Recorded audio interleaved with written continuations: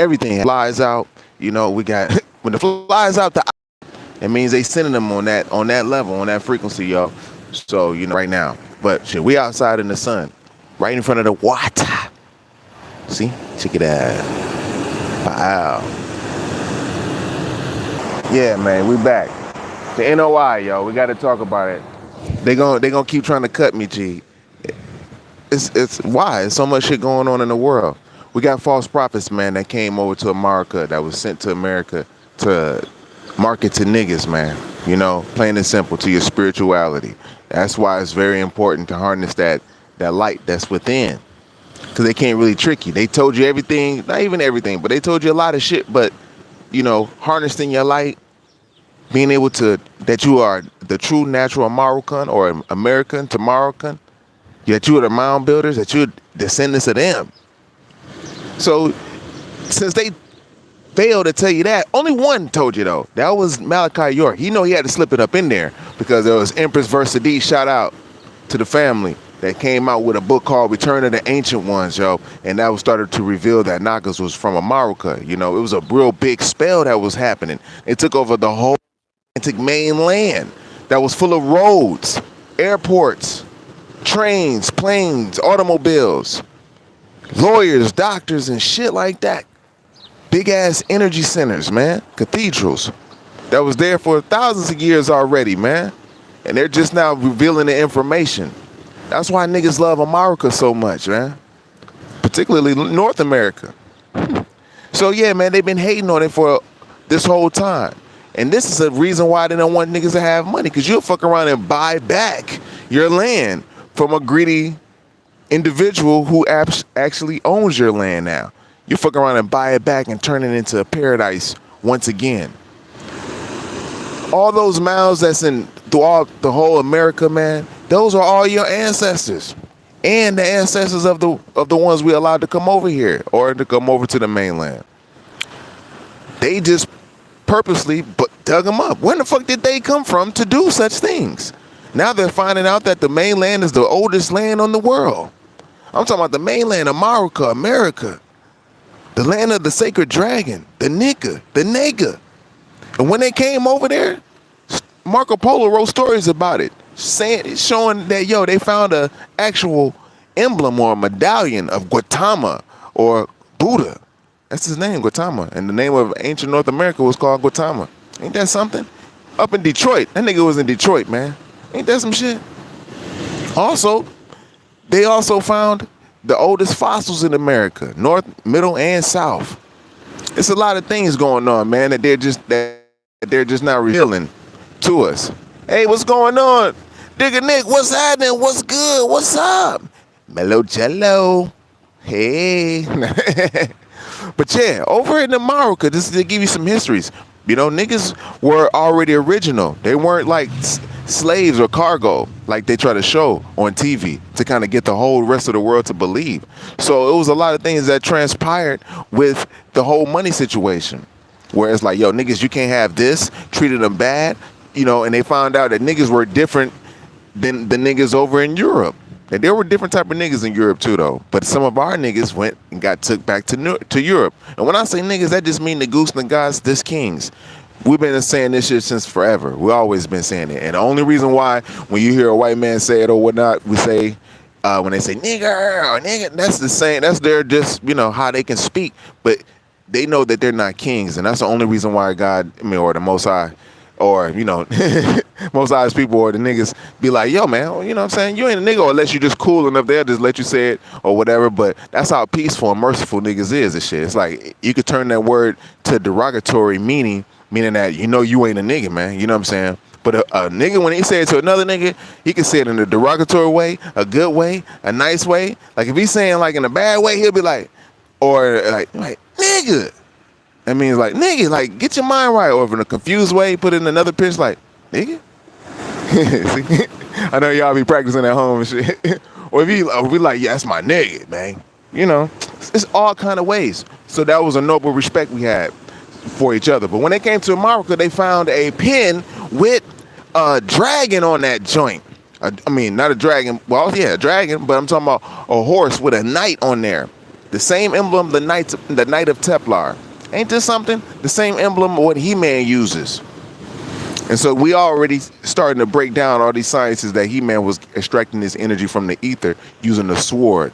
And the sword was real prevalent in our culture. And not in killing one another, we use it for like energy and shit. You know, lighting fires and just with all kind of stuff, fixing stuff. We was high vibratorial. So hey, what's going on? 80, what's happening? Let's see, the original Mecca is out here too. That's right, Kane Stock, what's good? Everything's out here. Well, I'm not. I had to get me out here to talk about this. Because, you know, we had to apply that celibacy, that divine celibacy back into the game again, you know, so our children will be back born, you know, not having sex for a long ass time instead of just breaking it at puberty. Like, you know, the Africans, they was doing rituals. They was starting families at 15 years old. We really wasn't like that. We didn't start our families until about like 32, 33 years old and shit, G. We waited. We started building our spiritual nature with one another. And that's what we started to fall from. But, you know, it was planned for that to happen. I don't know if you hear something going on, but I got the little fizz on ringing. So but I said not good. Yeah, I know, right? Not good, man. Let me see something. Hope this works. Pardon me, I ain't mean to stop it like that. So yeah. Nagas was very peaceful, you know. We had big ass cornfields, big ass plantations with the chiefs living on there with the families, and cotton growing, using it for our clothes. Cotton was a fruit. We ate mainly fruit. We ate according to the season. We had 4 seasons. So those who came to America, we taught them the science of the seasons as well. It was certain European or Caucasians that came to the mainland. We taught them, gave them areas to live. They called the Amish. You know what I'm saying? So there were Quakers up there that were natives also, or Aboriginals as well. Very advanced, a very advanced culture. You know, with a certain way of living, like different. It's always different. You know, you could tell when you go to different areas of the mainland that okay, damn, there's a different style everywhere. That's because the Most High's hand is all over. He has an infinite touch. So it was all over America. And when you hear that, there was like, oh, the Great Spirit. They only worship the Great Spirit. That was because that stemmed from the Aboriginals being in contact with the Most High. Now, with the Most High, when he had taught Hiawatha or Hiawatha, it is said that he had put a lava stone on Hiawatha's head and taught him the science of the universe. And Hiawatha was so good in his faith that man can raise from one side of the Mississippi and go to the other and talk to the tribe. Like that thing was untuned type stuff, you know? But we don't hear a lot of the Native American stories that was going down. You know, we'll just hear everybody else's story all the way up to like the Mayan and the Aztec and the Incas or the Nicas and the Nayams, which is Mayan backwards, you know? Everything was with the N on the end. So yeah, with the Nagas and the Maruka, you know, they were very important. And so when the Moors came in, the Moors came up in the. What they did was they was furthering, you know, the invasion that was taking place by Genghis Khan. Well, I have to put all this information up, but yo, you can research this. Genghis Khan came to America. He wanted to take over the land. His name wasn't Khan before. He came from Russia. He was a noble over there, or Mongol. He was a noble guy, but we were different. So he wanted to take over by warring. Now this, with the mortals, they're inspired by actual spirits who will tell them to go get the land type shit for their false god to rule over. And this is what happened. This happened to all the lands. The mortal just don't get the bright idea and just be like, I'm gonna go do this shit and I'm gonna succeed. Like, nah, it's a certain time, it's a certain way the planet is like vibrating. All these things happen at these times to further teach the spirits and the mortals that, yo, man, a lesson about evolution, ascending or descending, going down further within your lower selves, you know, making creating not an ice age, but the ice age comes when the iron age comes. That means when you're just totally out of the whack, you know, you can't really get right. So everything has to be reset. So, but yeah, when you deal with the Moors, they were sending prophets over to America, like niggas, like, yo, they sent the prophet, they so-called name, you know, Farah Muhammad. He was like a Moor, and he was sent to the NOI. Now, the NOI was like, they back this to this day. They call him the savior of niggas. Farad Muhammad, you know, he supposedly, his dad name was Alfonso. This is according to them, and his mama name was Baby G. We don't know nothing else about her, but his mama name was Baby G. So Alfonso, that's the Spaniard's name. So we can't really get in tune, in touch with it like how we want to, like in this day and age, because, you know, they lack the information. He doesn't have an autobiography to let you know, like, yo, this is where I came from and this is what I did. Later on in the line, you know, his messenger, Elijah Muhammad, he came with, you know, the information where he came from. And he was a native, a Naga, from, I think it's from Georgia, you know, and he said some nice things, some real things. Of course, you got to say some truth with the falsehood to get you to follow, you know, in your afterlife. This is the whole thing. It's marketing to your afterlife. And so the false prophets got a little bit swifter afterwards when you're dealing with, you know, Malachi York. He tried to reveal his lineage, connecting Africa and America together. So it was like, nigga, I'm from both. Nah. He tried to make sure he was like perfect and the Most High planned it together. He was prophesized and all of this shit. But his narcissism just tended just bust out. It wasn't always, but it was. So yeah, it wasn't like in a sense where all the high exalted angels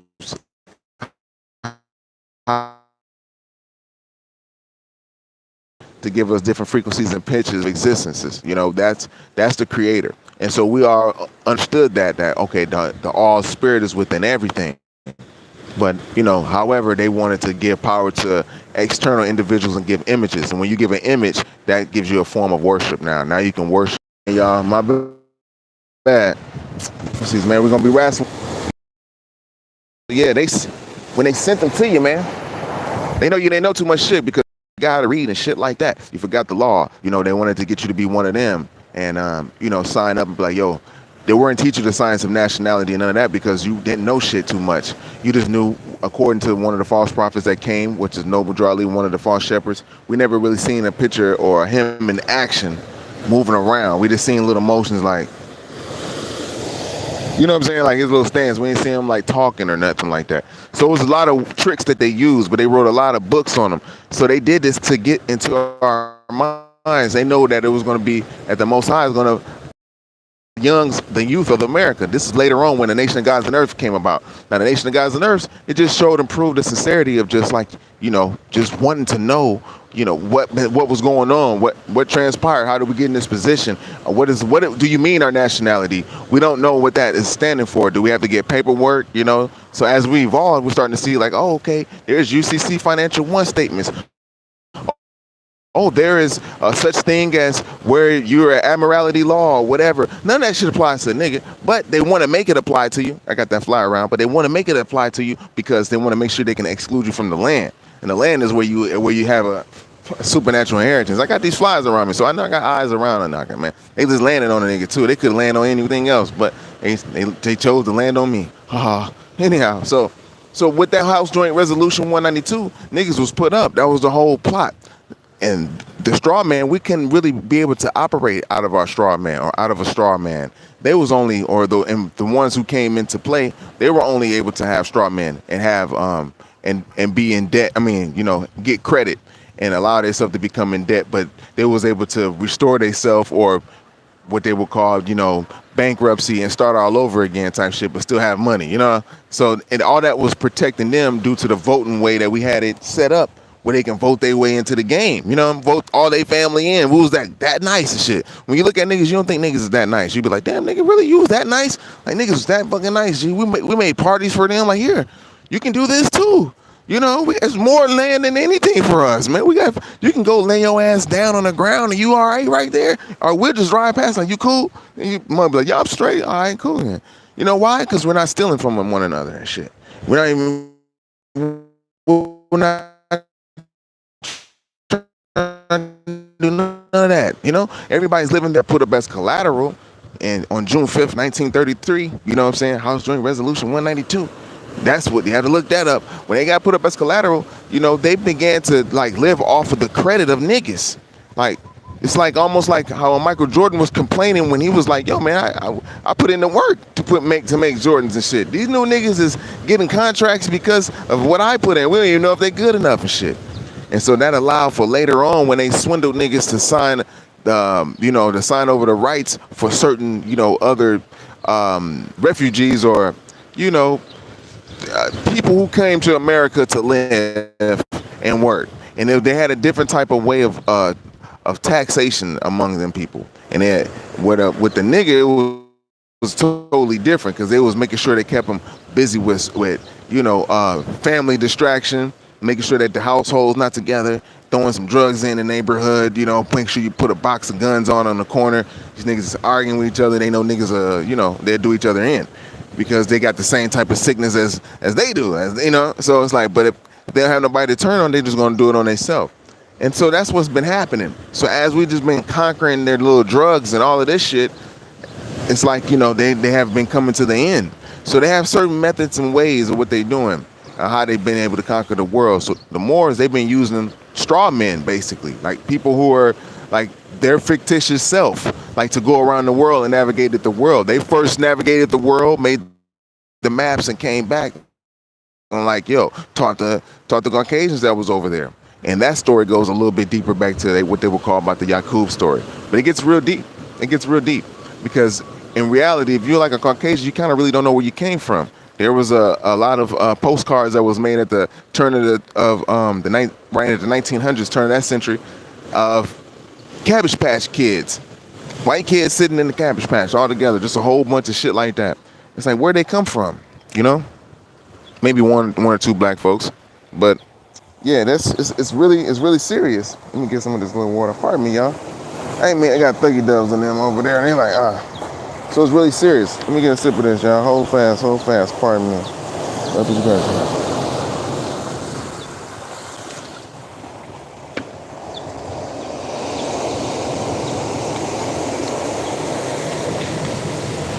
It's kind of like an evil brother thing, G. Like Ishmael and Isaac type stuff. You know, Ishmael's like it's like Islam. It's like, you know, Isaac was like, yo, promise the shit through, you know, genealogy type shit. Like, yo, I got the genes, man. And, you know, with Ishmael, he's like, yo, we got it through, you know, everybody can get it. Little wars going down. And when bro know you was asleep, it was like, yo, this is the best time to give him some shit now. And say they got knee deep into some shit too. You see, they got the longest lasting treaty in America, the Moroccans. And you see the king that was around at that time, they got a fictitious picture of him also. They probably got some AI shit made up of him now, but the only picture we had was like this little black and white picture, look like a little black Arab, you know? And